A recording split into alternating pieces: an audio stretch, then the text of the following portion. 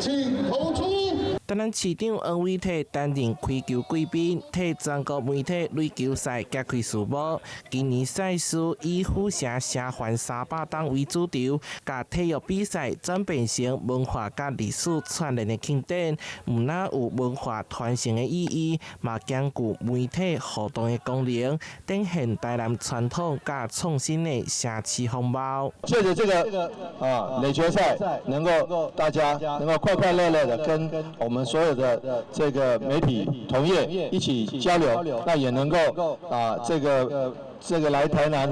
四處走走逛逛喝喝吃吃很重要。這屆台北、台中、南投公司等多間媒體代表組隊參加，台中市新聞局也閣特別找來伴手禮致敬，場面相當熱烈。新聞處長蘇恩恩嘛親自下場，做第一場的第一棒，幫台南隊拍出好彩頭。未來期待這個賽事會當成為媒體界的年度盛事。